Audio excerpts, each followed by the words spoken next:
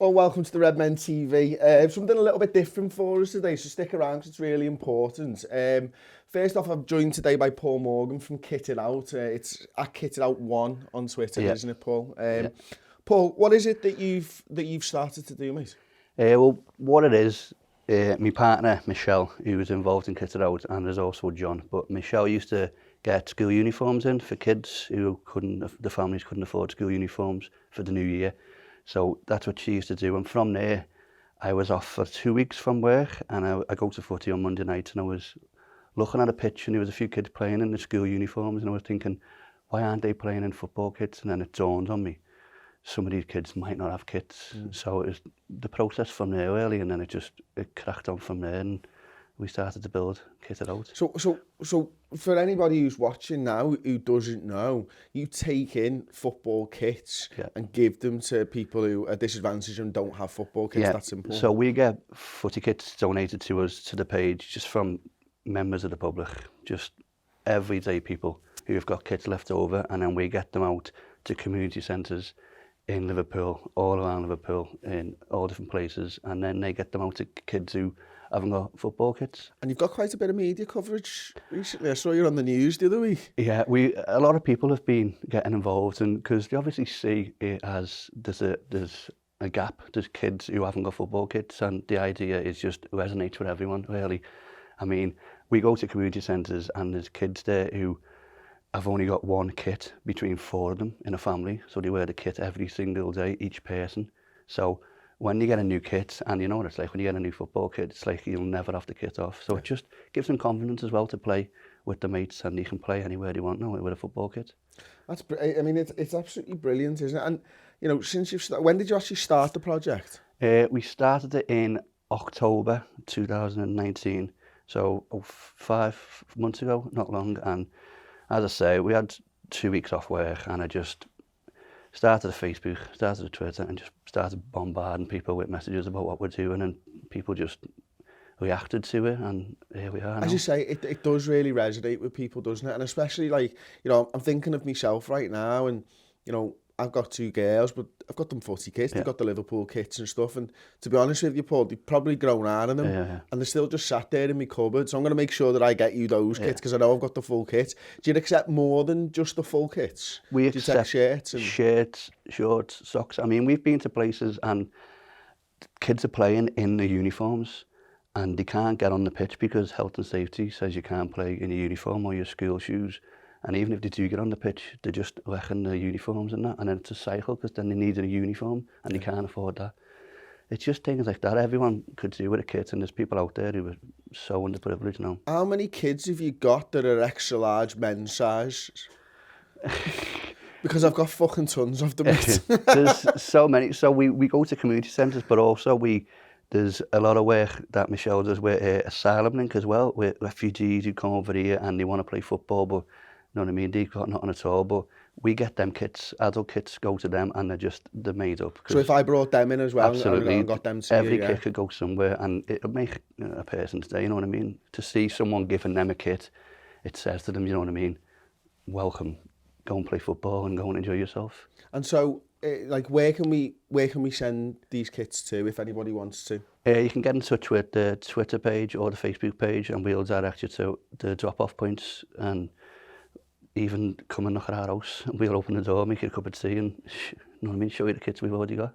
And so how many people, you know, you started in October, how many kits do you reckon, or how many kids do you reckon you've helped since then? We've had over, I'd say we're talking 1,000 kits now. And when I say 1,000 kits, I mean we're counting shorts, socks and shirts as one. Okay. So it's probably 1,000 now. And just so many. We go to community centres and we just say to them, there's the kits. I mean, the people who open these community centres or run them, they're unbelievable. Some of these centres have got no funding whatsoever, and there's like one person who's running the whole thing. So we go and see them with the kits, and then they get them out to the relative families because they know these families. So like a bit of a distribution network. Absolutely, yeah, because they know what families need it most. It's all right to us going like some saviours and come on, come and get your kits and give them kits out like with ice cream men, you know what I mean? They know what the real problems are, and they can see the families in their communities. And who has been sort of the biggest supporter, if you were? Because, you know, I see you know, AS Roma Yeah. is one of the things that I've seen while I've been following you and stuff like that. Is there any other clubs that have got involved? Yeah, well, AS Roma, obviously, amazing. Paul Rogers, who does the social media, he's absolutely... He used to work at Liverpool, actually, didn't he, Yeah, Paul? he's absolutely unbelievable for him to just jump on board and do that. He didn't have to, but obviously their social media's ahead of the game, Roma. We've got Jason Pettigrew from Barcelona. He's their editor. He's going to bring kits over for the Legends games for us to give out. But not just that, it's working class solidarity. And as the fellas from Fan Support and Food Bank say, it's just one big circle. Everyone helps each other. We've had kits from members of the public all over Liverpool, but schools like St Paul's Junior School do a collection for us and get us kits out. Just people like Ullman Property in Liverpool City Centre, they've bought us new kits. There's just a massive thing. The Runcorn Linnets Football Club dropped like 2 boxes off for us yesterday, just full of kits. Everyone's just getting involved. It's just, as I say, working class solidarity all coming together.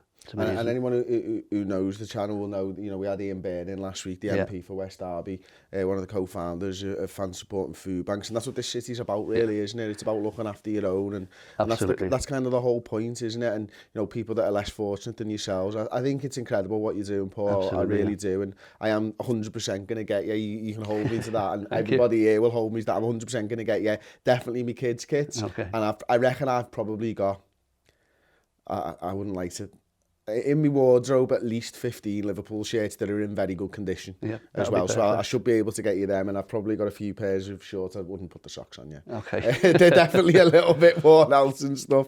So what's next? I mean, what's the aim now? I don't know. I think we just keep going. I mean, it's getting bigger and bigger. What we need is other places to start there. It's no pattern on this. It's no copyright. It's just get kits for your community. There's one started in Bristol, I think, called Kits for Kids. They've asked us how we get it started, and we've helped them, and they've got theirs started. There's one in Scotland called, I can't remember what it's called, something Kilwinnie or something like that, but that's on our Twitter page. So there's things opening up around England, and as I say, there's Leeds, Manchester, Newcastle, all working class cities, all poverty is around them, you know what I mean? So they can help each other. They're, as Ian says, they're not enemies. I know there's rivalry for football, but working class people should be coming together now and trying to help each other. So if someone in Newcastle or Leeds or anywhere, Bradford, want us to say to help them get something started, we're absolutely happy to do that, you know what I mean? Because there's poverty all around us, and it needs to be, you know what I mean? It needs to be stopped somehow. Yeah, so brilliant. Okay, so on Twitter, it's @KittedOut1. Yeah. So you can get in touch on there. Take your DMs are open and stuff like that for them. What is it on Facebook? Just Kitted Out. Kitted Out, yeah. So, and we'll put the link in the description for anybody who wants to reach out to Paul and his partner Michelle. Once again, mate, just from us, you know, absolutely superb. Thank you what you're doing, and we'll definitely get you some kits. And thank you. So yeah, thanks very much. I hope you've enjoyed that. It's a little bit different, but it's a project that's important to the people of Liverpool. You know, you can see how many people are jumping on board and what it means to people, and it should do, shouldn't it? That's what it's about. It's about giving to less fortunate than ourselves. So thank you very much for watching. Please go and help Paul and his partner Michelle in their endeavours, and we'll see you next time on the Redmen TV. Ta-ra.